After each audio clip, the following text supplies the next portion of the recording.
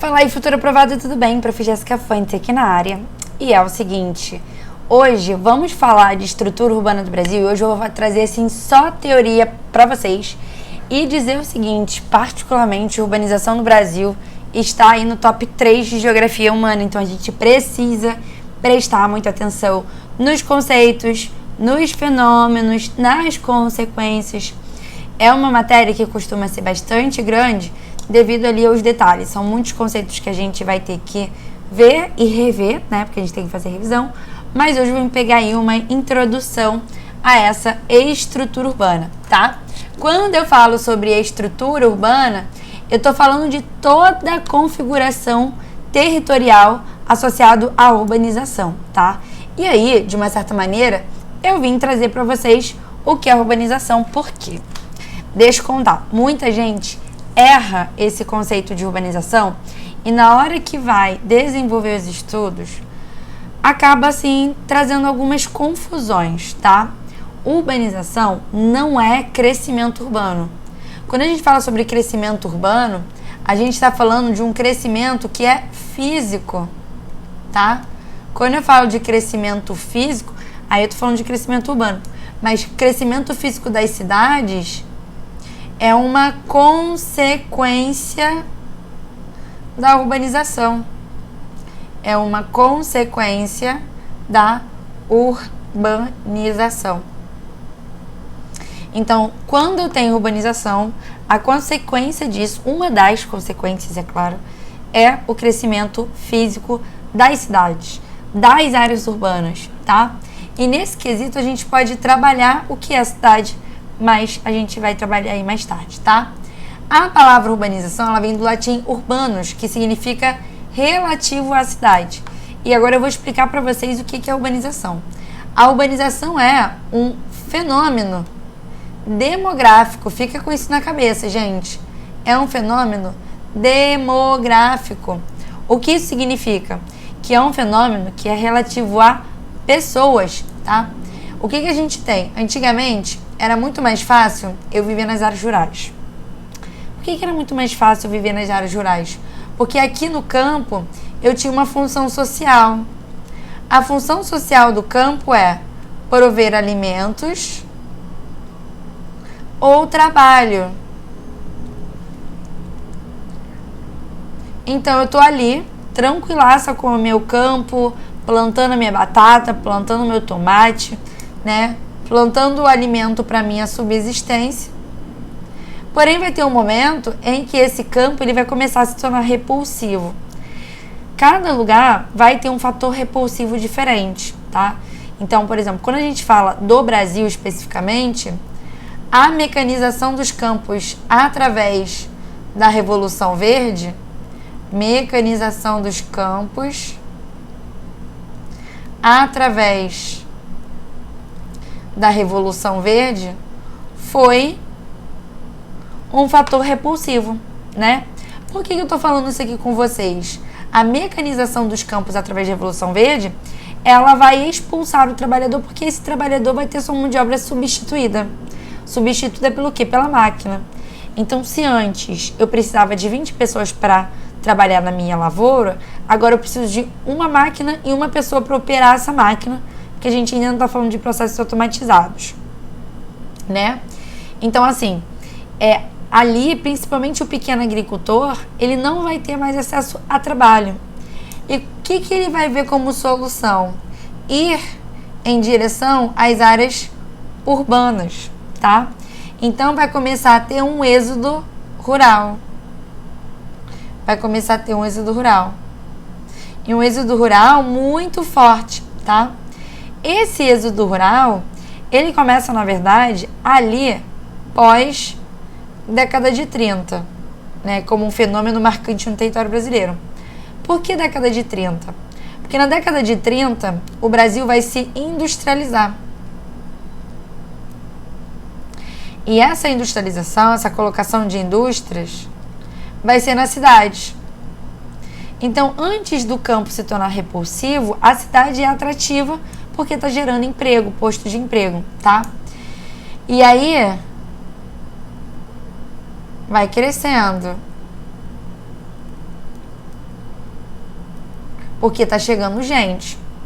Então, a urbanização é o crescimento da população urbana, ou seja, daquela população que vive em perímetro urbano, em detrimento da população rural. Isso é urbanização, é um fenômeno demográfico. E aí, consequentemente, eu vou ter o crescimento da cidade, porque a cidade ela precisa crescer para abarcar aquelas pessoas, tá? Então, isso é um ponto extremamente importante aqui pra gente. Então, ok, é o processo de aumento da população que vive na cidade ao mesmo tempo que diminui a população moradora do campo, tá? Por isso que eu falo que é um fenômeno que envolve pessoas. É um fenômeno que está associado intimamente com também geografia da população. Vamos lá. Cidade ou município. Eu falei para vocês aqui que a urbanização ela vem do latim urbanus, que significa relativa à cidade. Mas o que é a cidade? Cuidado que muitas vezes a gente fala cidade, cidade, cidade, cidade, mas a gente também tem um conceito de município, tá? Então eu trouxe aqui pra gente diferenciar, apesar da gente ter ali quase que sinônimos, tá? Porém, contudo, entretanto, quando eu falo município, eu estou falando exclusivamente de um conceito, de uma nomenclatura associada à organização político-administrativa dessa cidade, tá? Então o município é onde está a cidade. Então, por exemplo, eu moro no município do Rio de Janeiro, eu moro na cidade do Rio de Janeiro. Mas quando eu uso a nomenclatura município, eu estou dando ênfase para a organização territorial político-administrativa. Eu estou dando ênfase para a administração, tá bom? No Brasil, cidade é o local que está localizada a sede de um município, ou seja, a sede dos poderes municipais executivos ou legislativos. Os municípios representam a divisão territorial de estados ou unidades de federação, sendo normalmente divididos em distritos, áreas de planejamento ou regiões administrativas. O Brasil possui 5.572 municípios, porque a gente está falando assim de áreas de administração, e um distrito estadual que é o arquipélago Fernando de Noronha, que pertence à unidade federativa Pernambuco, tá? No Brasil, o IBGE considera a população urbana as pessoas que residem no interior do perímetro urbano de cada município. Então, o que é já tinha falado para vocês, né? O que é uma população urbana? São aquelas pessoas, população urbana são aquelas pessoas que residem no interior do perímetro urbano de cada município, e uma população rural as que residem fora desse perímetro, tá? Um ponto importante, gente, é que muitas vezes o conceito de urbanização ou do que é urbano, ela está associado muitas vezes, né? O que é urbanização, o que é urbano, a conceitos do país, ligado a órgãos administrativos, né, do país. Então, por exemplo, aqui no Brasil a gente utiliza o IBGE. Esse conceito que eu trouxe para vocês é um conceito da geografia, que muitos países vão utilizar. Aqui no caso, pra gente, né, o IBGE é que determina o que é população urbana. E aí ele fala pra gente o que está dentro do perímetro urbano. Mas o que é esse urbano para eles, de fato, né? O que é essa questão? É claro que a gente tem aqui para o IBGE o perímetro urbano como um conceito que também é demográfico, mas envolve, na verdade, mais um conceito de populoso do que qualquer outra coisa, tá? Então, uma área que é mais populosa, ela vai ser urbana. Só que ele deixa de lado alguns pontos importantes, tais como fazer análise da infraestrutura básica daquele lugar. Se aquela infraestrutura, em termos de serviço, em termos de pessoas, em termos de transporte, ele equivale, por exemplo, a áreas urbanas, tá? O que acontece? A OCDE, né, que está ali associada aos países centrais, eles dizem que o Brasil é menos urbano do que diz que realmente é, né? O IBGE ele fala que o Brasil ele mais ou menos aí por volta de 80% urbano, ou seja, por volta de 80% da população brasileira vive em áreas urbanas, vive em perímetros urbanos, tá? Mas exatamente porque não tem ali uma concordância de fato. A gente poderia levantar diversas problemáticas, a gente poderia problematizar mesmo essa questão em relação ao que é a urbanização pro IBGE, né? A gente pode, por exemplo, problematizar pelo lado de pensar que áreas urbanas pagam IPTU, que são mais caros do que IPTR, que é o imposto sobre áreas rurais. Pode ser um lado, né?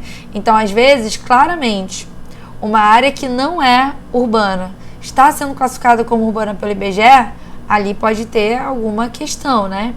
É claro que não são para todos os lugares, e também, de uma certa maneira, a gente tem certeza que o Brasil é um país urbano, né? A gente se torna um país urbano na década de 70, bastante concernente, né?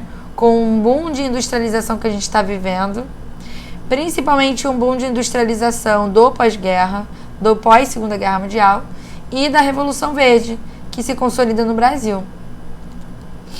Então, na década de 70, o Brasil vira um país urbano, tá? Então, é importante a gente pensar nisso. Outro ponto aqui, né, em relação à questão de população, por mais que nós sejamos menos urbano que talvez a OCDE fale, né, mesmo assim a gente é bastante urbano.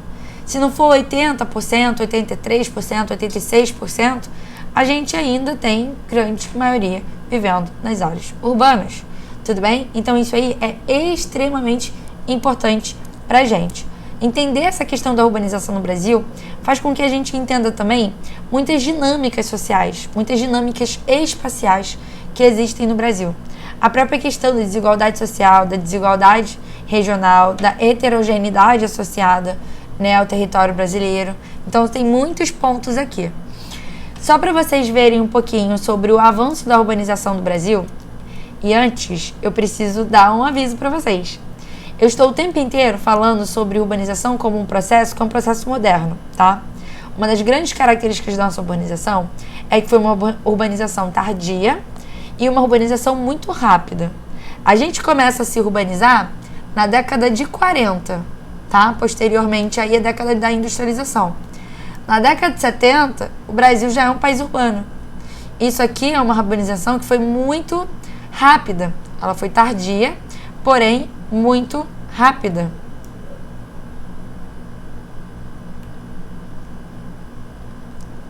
Tá? Eu vou botar o coração aqui. Foi muito rápida. Só que, um ponto que eu preciso falar pra vocês. A gente está analisando isso aqui como um fenômeno espacial que tem a ver com vetores. Que vetores são esses? Eu falei aqui para vocês, ó, êxodo rural e industrialização. Eu não posso falar de urbanização brasileira sem passar por êxodo rural e industrialização, porque eles são fatores essenciais para a gente entender como se deu o fenômeno de urbanização, tá? Nesse quesito aqui especificamente, quando a gente está falando sobre a urbanização brasileira, né, a nossa urbanização ela foi muito rápida, foi muito tardia, porém já existia áreas urbanas antes mesmo desse fenômeno. Por exemplo, o Rio de Janeiro, que é uma metrópole nacional, né, então uma das metrópoles mais importantes do nosso território, passa por um processo de reurbanização no início do século XX. O Brasil começa a se industrializar e se urbanizar consequentemente na década de 40, né, década de 30, década de 40. Ou seja, o Rio de Janeiro ele passa por um processo de reestruturação da sua urbanização antes mesmo do Brasil se urbanizar, antes mesmo de acontecer o fenômeno da urbanização no território brasileiro. Mas como isso acontece? Não está atrelado à industrialização, não está atrelado, né, à questão do êxodo rural, está atrelado à história colonial, está atrelado, né, a uma acumulação primitiva de riqueza associada aos ciclos econômicos.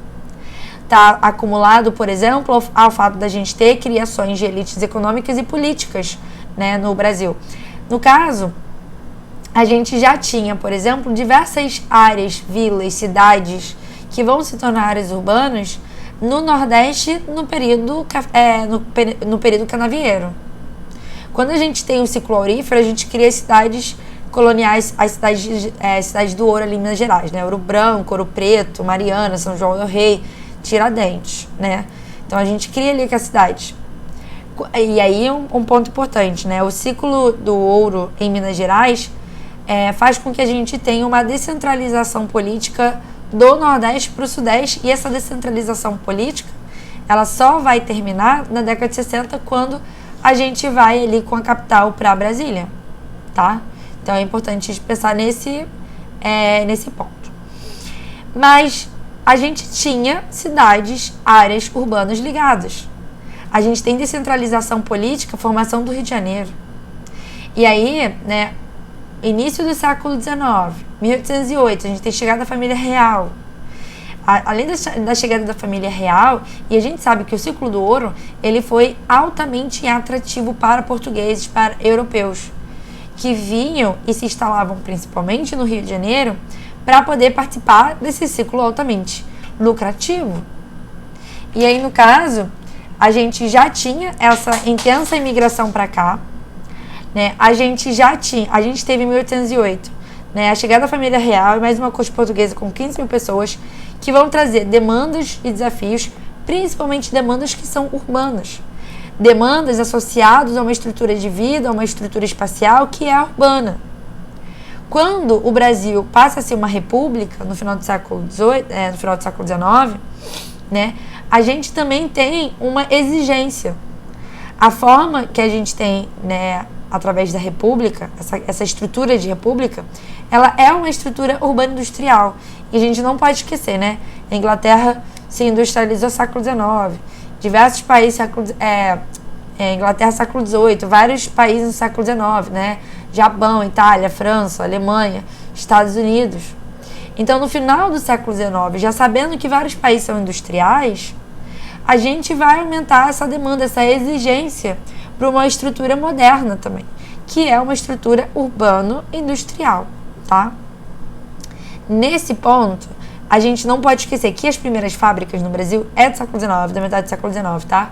Mas a estruturação de fato da industrialização como fenômeno, como processo, só acontece no século XX, ajudado ali pelo Estado brasileiro, no caso, pela figura do Getúlio Vargas, que começa um processo mesmo de industrialização através de substituição de exportação, tá?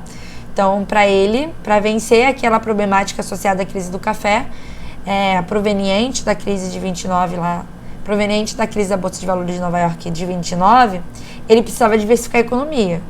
Como que ele iria diversificar essa economia? Ele iria diversificar essa economia pautada numa diversificação indo em direção ao setor secundário. E o setor secundário é o setor de industrialização, então ele começa a industrializar o Brasil. Antes disso, já tinha fábricas? Tinha fábricas. Mas a gente não tinha um processo direto e específico de construção de indústria, de parque industrial, tá? O que a gente tinha era uma fábrica ali e uma fábrica aqui e ali, né? Fábricas tradicionais, associado a ali bens de consumo não duráveis, tais como alimentícios e têxteis, tá? É extremamente importante a gente pensar nesse ponto. E é aí que a gente vê como São Paulo e Rio de Janeiro emergem como metrópoles, né? Aparecem na estrutura, na rede urbana brasileira, antes mesmo do resto do Brasil se urbanizar. Tá? Então, sim, a gente já tinha vilas, sim, a gente já tinha cidades, sim, a gente já tinha municípios. Lembrando que município associado basicamente a uma questão administrativa, tá? Aqui eu mostrando para vocês como que foi a evolução da criação de municípios, está ligado com essa complexificação em termos de urbanização. No final do século XIX, né, nesse período pós-iniciação em relação à indústria, as primeiras fábricas do Brasil, a gente tinha 641 municípios, 1900, 1120, já aqui em 1920, 1.300, e olha que em 1970, quando a gente se torna um país urbano, quase 4.000 municípios, tá? E a gente chega ali em 2010 com essa quantidade de 5.572, tá? Lembrando que isso aqui é de 2010, então de uma certa maneira a gente pode ter algumas mudanças internas, mas fica aí por volta de 1.500, né, 1.570 municípios. Então a gente consegue perceber que a gente teve uma evolução muito rápida durante o século XX, e perceba também que toda a concentração em relação à urbanização é sempre no litoral e no sudeste.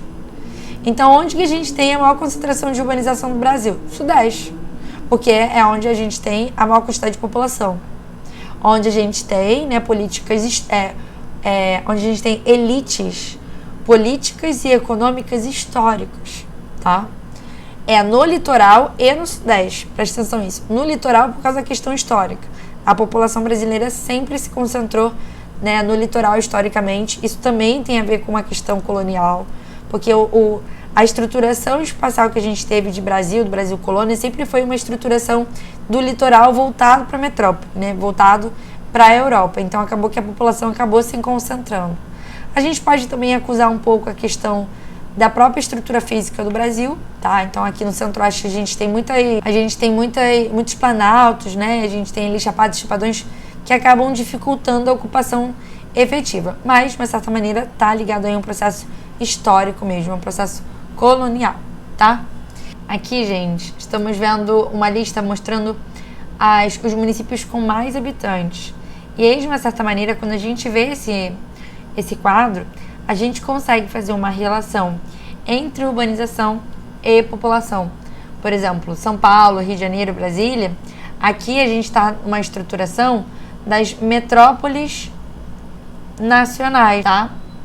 E aí, as metrópoles nacionais são aquelas metrópoles dentro da hierarquia urbana que consegue polarizar todo o território brasileiro, tá? Aqui vem mostrando pra gente as principais cidades, os principais municípios que nós temos no nosso país, e vem mostrando aqui também que a gente teve uma intensa metropolização. Como a nossa urbanização ela foi uma urbanização muito rápida, ela trouxe essa metropolização muito forte. O que é uma metropolização? Uma metropolização é a formação de metrópoles, tá? Então a gente teve uma diferenciação muito grande de cidades, tá? Então eu logo tive formação de metrópoles. E a diferenciação que a gente dá entre as cidades é a diferenciação, por exemplo, em relação aos serviços, em relação à população, em relação à importância, em relação à economia, ao financeiro, tá? Então é importante a gente fazer essa colocação, que a urbanização do Brasil, ela trouxe essa metropolização muito forte e essa desigualdade também. Até mesmo porque foi uma urbanização desigual, ou seja, não aconteceu da mesma maneira em todo o território, tá? A gente vai ter uma urbanização que é concentrada, que foi um processo concentrador. Concentrada onde? Concentrada no Sudeste, tá? Então, historicamente, a gente teve essa concentração e ela perdura até hoje, tá? Aqui mostrando para vocês vetores de urbanização, então êxodo rural e industrialização, como eu já tinha falado, né? Lembrando, gente, que êxodo rural é a saída do campo para a cidade,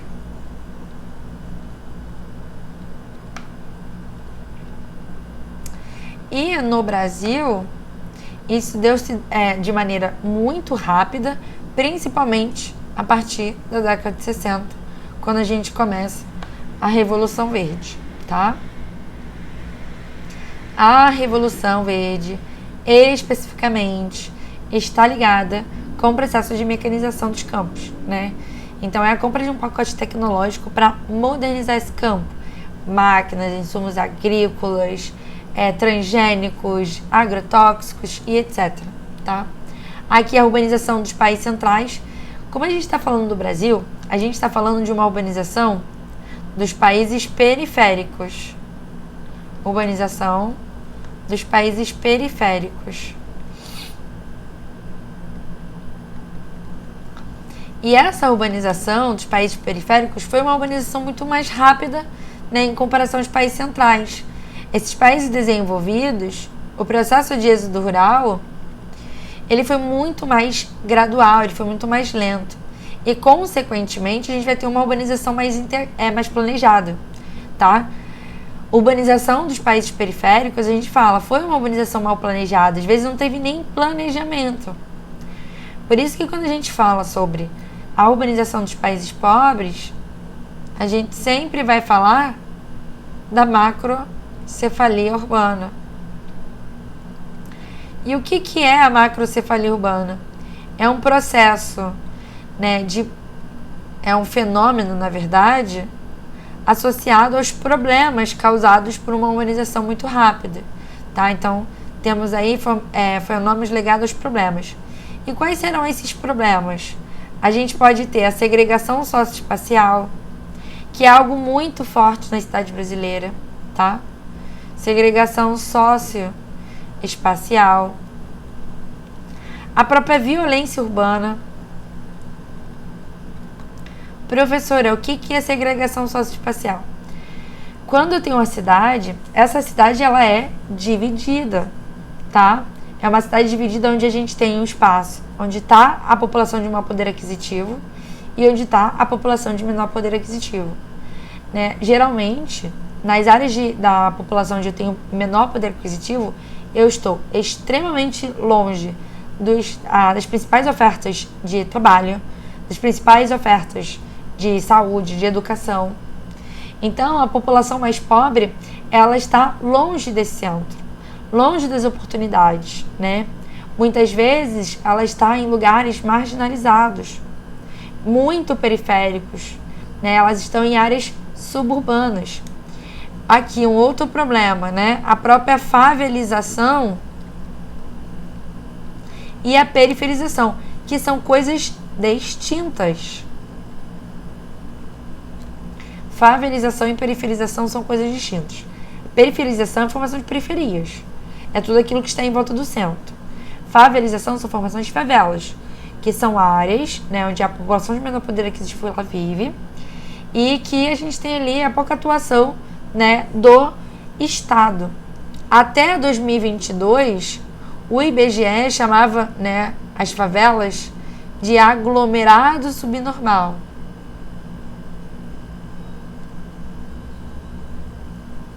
Então, pode ser que apareça na sua prova essa nomenclatura, aglomerado subnormal. Mas o que é um aglomerado subnormal? Nada mais é do que a favelização. Nada mais é do que a favela, na verdade. São lugares onde tem as populações mais pobres vivendo, onde tem baixa atuação do Estado. Então, a gente vai ter, né, políticas bastante enfraquecidas, públicas, né, políticas públicas enfraquecidas, né, um baixo, né, porcentagem de saneamento básico, uma violência maior, alto número de desempregados, a questão da moradia, de habitação, habitações precárias, etc. Tá? Então, a favela é isso. E a gente pode ter favela dentro das áreas centrais. Dentro de uma região central, de um município central, eu posso ter favelas. Isso é muito comum, por exemplo, no Rio de Janeiro e São Paulo.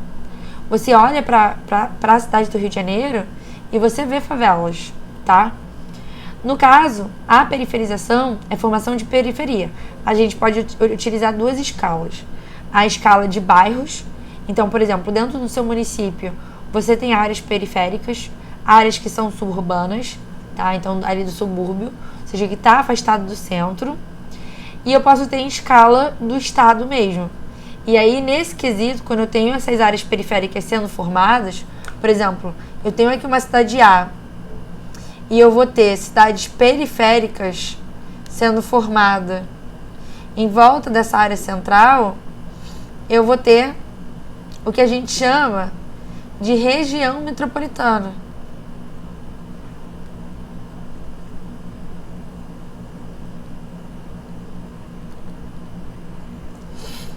Tá? Então, a região metropolitana é esse conjunto aqui de municípios que vocês conseguem perceber que são municípios contíguos, né, próximos geograficamente, e que tem ali uma infraestrutura socioeconômica em comum. Né? A gente pode pensar, por exemplo, na própria questão de trabalho. Então, as pessoas moram ali nessas cidades, né, que não é a central, mas trabalham na cidade central. Então, é muito comum na região metropolitana, essas cidades menores aqui, que são geralmente cidades médias, ou seja, cidades com até 500 mil habitantes, serem chamadas de cidades dormitórios. Por que cidade dormitório? Porque ela só serve mesmo ali para a pessoa morar, porque nesses municípios costumam ser mais baratos, tá? Então, o que acontece? A gente tem, basicamente, as pessoas estudando, trabalhando, né, fazendo as atividades ao longo do dia na cidade central. Elas saem bem cedinho da sua cidade, né, principal e voltam só no final do dia, tá? Praticando aí o que a gente chama de migração pendular. Então, isso é região metropolitana. Vocês ouvem o tempo inteiro falar região metropolitana, região metropolitana, região metropolitana. Tá? Então, região metropolitana é isso. É o conjunto de municípios contíguos e ligados, né, que funcionam socioeconomicamente. Eles são ligados entre si por meio de uma infraestrutura em comum. Tá? E nesse sentido aí, a gente tem que pensar que a região metropolitana, a gente também faz análise da região central. Então, um conjunto de municípios ligados a uma cidade central. Então, tudo ali é região metropolitana. A gente tem o costume de falar Grande São Paulo, Grande Rio. Isso é uma análise de região metropolitana. E, muitas vezes, quando a gente está falando dos problemas, a gente acaba também olhando para essa região metropolitana, tá? Então, eu falei para vocês sobre favelização, periferização, segregação socioespacial. Falei sobre violência urbana. A gente tem a questão de lixo, de poluição, tá? De mobilidade urbana. Porque às vezes a gente tem muito tráfego, tá? Porque é muito populoso, ok? Então temos diversos pontos para, né, analisar. Lembra que eu falei no começo da aula que urbanização se torna difícil pelo excesso de... Não pelo excesso que seja negativo, mas pela quantidade de conceitos que a gente tem que prestar atenção e não confundir. Então a gente já viu o conceito de cidade média, conceito de cidade de dormitório, conceito de região metropolitana, né? A gente viu um conceito de macrocefalia urbana, a gente viu os problemas relacionados, né? Então vimos favelização, periferização, segregação socioespacial, violência urbana, mobilidade urbana, poluição. Então só nesse slide aqui a gente já viu muita coisa, tá? Bem, voltando então, para fazer uma grande revisão, porque eu sou ansiosa. Eu comecei a falar tudo antes do slide, mas aqui então retomando alguns pontos que eu falei com vocês. A urbanização brasileira é do tipo anômala, ou seja, ela aconteceu de forma anormal, desintegrada, porque ela foi desigual, ela foi heterogênea no espaço brasileiro. Ela não integrou, né, essas regiões. Na verdade, ela fez o contrário. Ela aumentou a desigualdade regional, tá? Então, por exemplo, para que a gente pudesse, de fato, ter uma urbanização efetiva no centro-oeste, no norte do Brasil, no nordeste, a gente precisou ter investimentos estatais. A gente precisou, por exemplo, ter ali uma ação governamental, tá? Então, no nordeste, a gente, para ter a industrialização, a gente precisou ter a Sudene. E assim, um ponto importante, né? O nordeste é a região menos urbanizada que nós temos do Brasil, tá? Professora, fala aí a ordem para mim das urbanizações que nós temos no Brasil. Em primeiro lugar, nós temos o Sudeste, tá? Em segundo lugar, pode chocar um pouco vocês, mas é o Centro-Oeste, tá? E muita gente me pergunta, professora, como que o Centro-Oeste é a segunda região mais urbanizada do Brasil? Fácil. A gente tem que pensar que a urbanização, né, apesar, né, dessas diferenças que nós temos do Brasil e outros países, a urbanização ela tem a ver com população. População vivendo dentro do perímetro urbano. Então, quando a gente faz uma comparação da quantidade de população que vive nas áreas urbanas e que vive nas áreas rurais, nas áreas do Centro-Oeste, a gente percebe que, particularmente, a maior parte da população está concentrada nas áreas urbanas. Porque nas áreas rurais, a gente tem uma estrutura de agronegócio. E o agronegócio é o quê? A agricultura mecanizada, é a agricultura altamente produtiva, que precisa de uma mão de obra, muitas vezes, muito qualificada. Ou seja, não é aquele pequeno agricultor. Então, quando a gente teve a Revolução Verde, década de 60, 70, o Centro-Oeste foi um dos primeiros atingidos, né? Atingidos. E aí a população acabou migrando para as cidades. Então, quando a gente faz uma proporção de pessoas vivendo em cidades e vivendo em áreas rurais, a gente vai ver que é a segunda maior proporção, né? É a segunda maior proporção de pessoas vivendo em cidades no Brasil, tá? Ficando somente atrás do Sudeste, que deve ter ali por volta de 90%, tá? Então, 91%, 92% da população do Sudeste vive em áreas urbanas. Em segundo lugar, a região Centro-Oeste. Então, só toma cuidado porque a região Centro-Oeste ela é a menos industrial e ela é a segunda mais urbanizada. Então, quando a gente fala de urbanização no Brasil, a gente também tem que entender que são várias nuances, são várias camadas, são várias dimensões que a gente precisa analisar. Que, por exemplo, quando a gente fala de Centro-Oeste, a gente não vai fazer uma associação direta entre industrialização e urbanização, mas vai fazer sobre Revolução Verde, vai fazer sobre êxodo rural, tá? Porque aqui, no caso, especificamente, a urbanização do Centro-Oeste, ela foi uma urbanização que foi planejada pelo Estado. Colocação de Brasília, né? Então, ali quando o JK tirou a capital do Rio de Janeiro e botou em Brasília, isso é, né, uma ação governamental, uma ação estatal para a promoção de urbanização. Porque é uma cidade, de uma certa maneira, né? Em terceiro lugar, nós temos o Sul, E o sul é a segunda região mais industrial, então tem uma ligação direta. E aí, gente, um ponto extremamente importante que vocês costumam errar. A quarta região mais urbanizada que nós temos é o norte. Em quinto lugar, o nordeste. Apesar de a gente ter uma diferença bem pequenininha, tá? Entre norte e nordeste. Mas por que a região nordeste, que é a segunda mais populosa, ela é a menos urbanizada de todo o Brasil? No nordeste, né, a gente tem uma estrutura agrária que ainda é bastante de subsistência no agreste, até mesmo no sertão nordestino. Então não é uma agricultura que é muito mecanizada.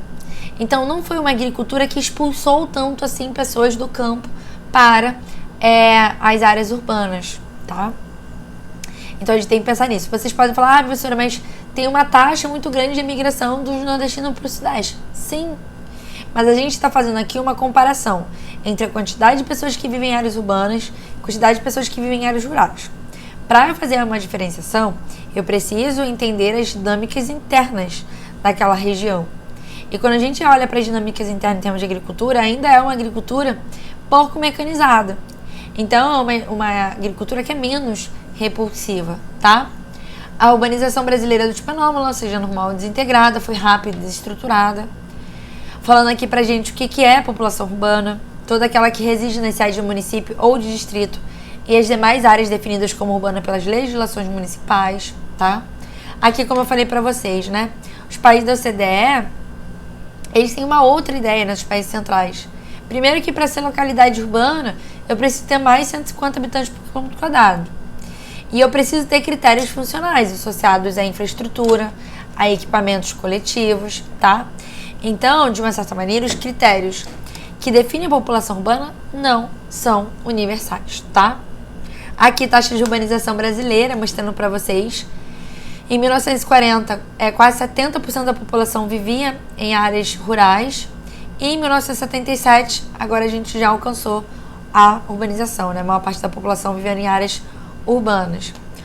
A região sudeste, por concentrar a maior parte das indústrias, foi a que mais recebeu os maiores fluxos migratórios, vindo das áreas rurais, oriundos principalmente da região nordeste, tá? Outro ponto, a formação de um mercado interno integrado, né, no sudeste. Está na base de todo esse movimento de imigração nordestina para cá. E aqui mostrando as urbanizações por regiões, tá? Então aqui em 2010, o Brasil tinha uma faixa de 84% em termos de população urbana. Norte 73%, Nordeste 73% também, mas perceba que aqui é um pouquinho abaixo só. Sudeste 92%, Sul 84%, Centro-Oeste 88%, tá? Então aí as urbanizações por região. Aqui, gente, aqui vem aqui vem mostrando pra gente as causas de urbanização de cada região. Então, pra vocês aí uma revisão, tá?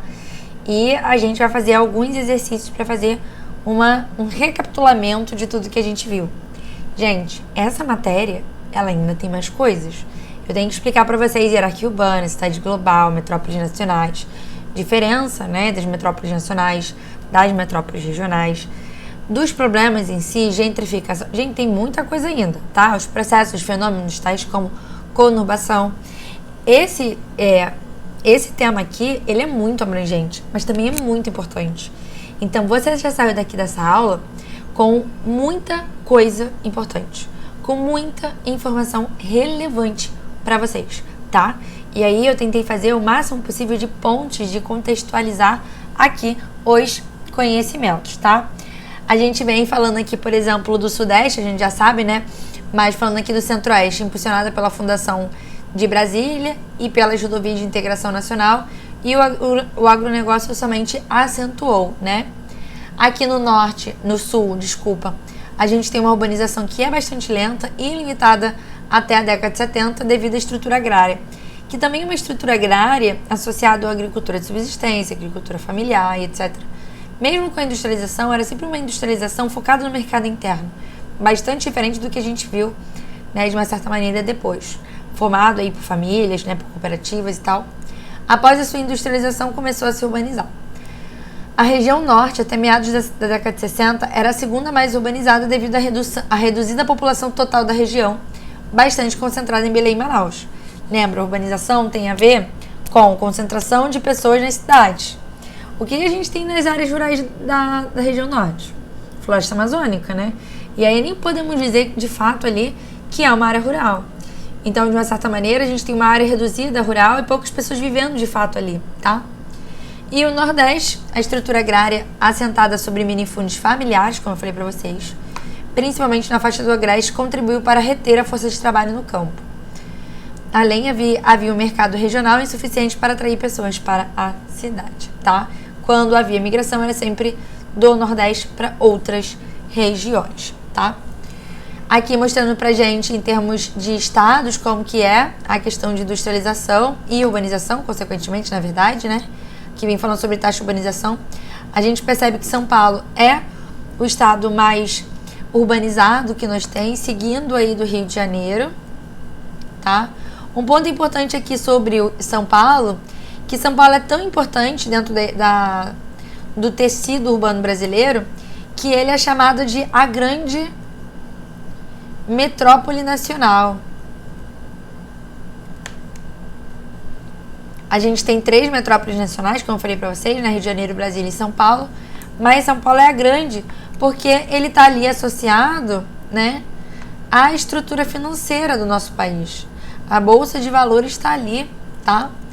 Outro ponto em relação a São Paulo e a Rio de Janeiro é que eles estão muito conectados, tá? A gente tem uma influência, a gente tem a formação de cidades que são feitas, que vivem, que são organizadas, que são influenciados por essas duas metrópoles. Então, entre Rio de Janeiro e São Paulo, a gente tem uma rede de influência urbana. E aí, quando duas metrópoles nacionais, elas se unem a sua influência, a gente vai chamar isso de megalópole, tá? Hoje, a megalópole do Brasil, principalmente para alguns atores, estão em formação, tá? Mas isso é importante. No Sudeste, na década de 50, a população urbana era já maior que a população rural, né? Especificamente no Sudeste. Lembrando que a gente está falando de uma área que tem aqui, né, São Paulo e Rio de Janeiro, que se urbanizaram antes mesmo do Brasil. Essa elevada participação expressa um estágio avançado de modernização econômica, com profunda transformação da economia rural e subordinação da agropecuária à indústria. Expressão também o peso decisivo na economia urbana, tá? Expressa também, né, no caso, o peso decisivo da economia urbana. Então, a economia urbana, ela tem muita força na economia dos estados, da região e etc. Vamos ver aqui algumas questões. De acordo com um recente levantamento realizado pelo IBGE, a população brasileira chegou a 213 milhões. Gente, em 2020, isso aqui era uma projeção, tá? Que era uma projeção do IBGE, mas na verdade essa projeção ela não concretizou. A gente tem 203 milhões. Deste 21,9, isto é, 46,7 milhões estão concentrados em 17 municípios com mais de 1 milhão de habitantes, né? Enquanto que 14,8, isto é, 31,6 milhões, concentram em 3.700 municípios com menos de 20 mil habitantes. Quanto às regiões metropolitanas, o estudo apontou que juntas, as 28 regiões metropolitanas, mais as regiões integradas de desenvolvimento, que são as RIDs, tá? RID é quando eu tenho uma região metropolitana, mas um ou mais dos municípios dessa região metropolitana está em estado diferente do resto dos municípios, tá? Então, quando eu tenho uma região metropolitana, mas eu tenho ali um conjunto de municípios, mas um ou mais estados, um ou mais municípios estão em outro estado, tá?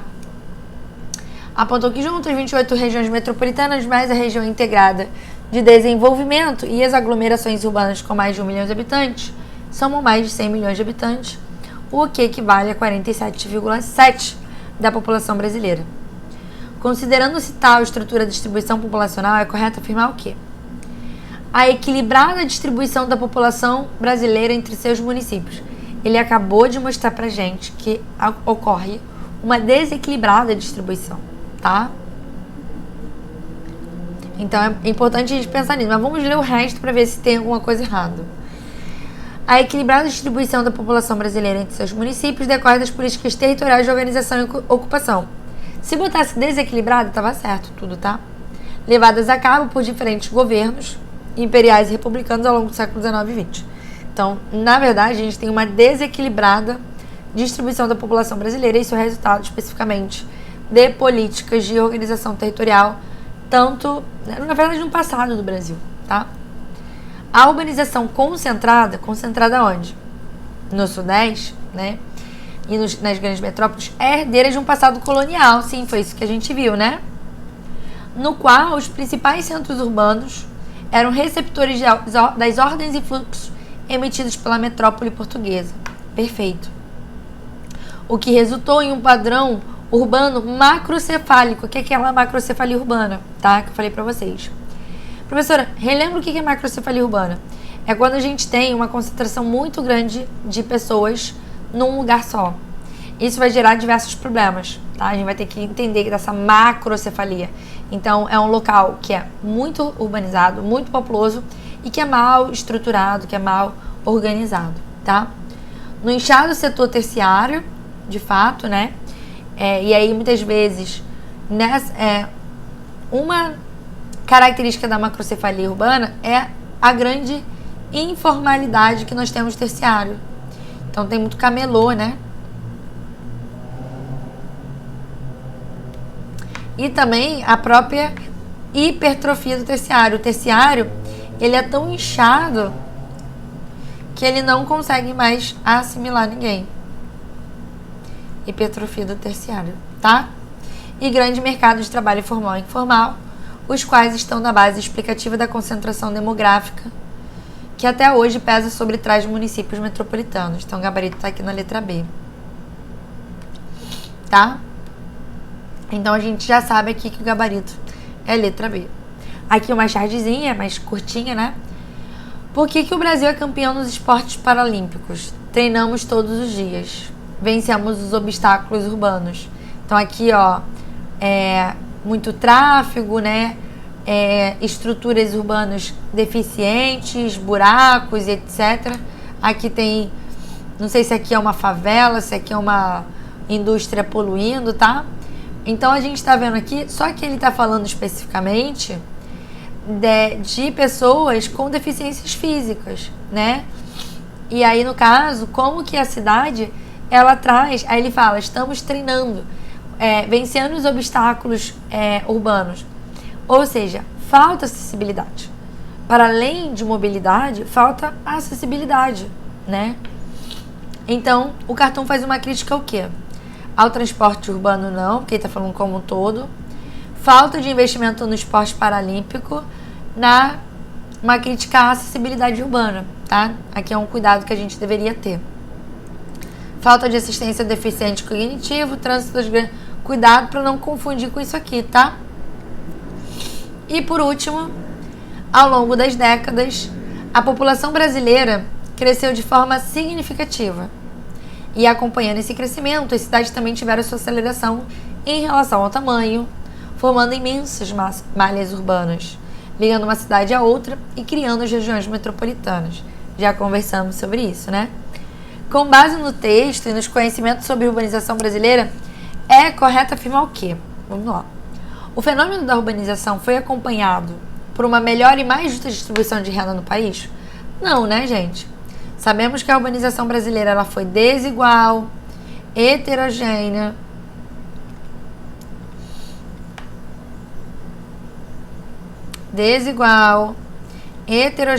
e concentradora. Então, na verdade, ela acabou aumentando a desigualdade de renda no país, já que a gente vai ter a concentração de investimentos em umas áreas específicas.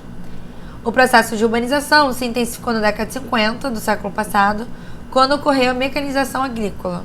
Gente, sabemos que o processo de urbanização ela não se intensifica na década de 50 e sim na década de 70, né? A saturação no mercado de trabalho nas metrópoles nacionais desviou... Esse aqui é um ponto que a gente ainda vai até pegar posteriormente na nossa aula, tá? Mas é bom que eu trago essa análise para vocês. A partir da década de 70, a gente vai começar a ter o que a gente chama de reestruturação produtiva.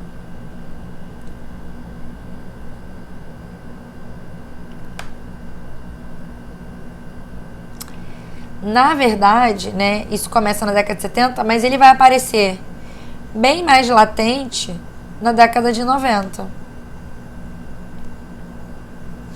E o que é a reestruturação produtiva? É a reestruturação territorial, né, em termos de economia do Brasil, de produção do Brasil, de trabalho do Brasil. A gente vai começar a ver uma guerra fiscal entre estados e regiões. Então, por exemplo, o Nordeste e o Sul, principalmente o Nordeste, né? É a terceira região mais industrial que nós temos. Ele vai começar a oferecer incentivos fiscais, leis trabalhistas mais flexíveis, leis ambientais mais flexíveis, terrenos mais baratos ou terrenos gratuitos, isenções tributárias, tá? Fiscais, tributárias, etc. Então, nesse quesito, isso foi para atrair os investimentos que antes eram totalmente concentrados no Sudeste para essas áreas, tá? E a gente vai começar a ver as indústrias indo para essas áreas. Por que eu falo que é a partir da década de 70? Porque na década de 70 a gente tem a Zona Franca de Manaus, construída na região amazônica, só que foi de iniciativa governamental. E a gente vai ter o polo de Camaçari ligado à indústria petrolífera ali do Recôncavo Baiano, tá? Mas também ligado à questão do governo. A gente teve a Sudene, Superintendência de Desenvolvimento do Nordeste. A Zona Franca de Manaus também está ligada a uma superintendência, que é a Superintendência de Desenvolvimento da Zona Franca de Manaus, a SUFRAMA, além da própria Sudam, tá? Então, na década de 70 e na década de 70 a gente vai ter o polo de Camaçari e a Zona Franca de Manaus, que já vão aparecer pra gente como, né, zonas industriais e tal, que vai atrair população para ali. Mas como fenômeno mesmo, dessa reestruturação produtiva, dessa desconcentração industrial, a gente vê na década de 90 quando começa a guerra fiscal. E aí o que começa a acontecer com essa desconcentração industrial?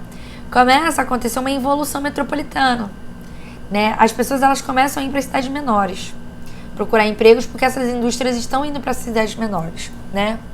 Um outro ponto também é que muitas vezes a população ela tá ali fugindo, né, de poluição, tá fugindo dos problemas urbanos, né, de violência, etc, tá? Então aí a gente vai começar a ver o crescimento das cidades médias, no caso das regiões dos municípios da região metropolitana, por exemplo. E aí tem um problema, né, que aí a região metropolitana, os municípios, né, que não são do centro, eles começam a reproduzir assim, os mesmos problemas da cidade central. Se for feito de forma desorganizada, reproduz os mesmos problemas, tá? E não necessariamente as cidades centrais, não necessariamente as regiões metropolitanas são cidades médias. Por exemplo, aqui no Rio de Janeiro, São Gonçalo tem 1 milhão de habitantes. E aí, São Gonçalo faz parte da região metropolitana do Rio. Já não é cidade média há muito tempo. Cidade média é até 500 mil habitantes, tá?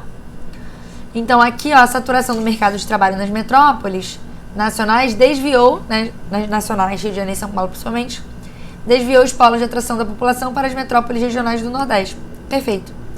E aí a gente vai começar a ver uma coisinha chamada de migração de retorno.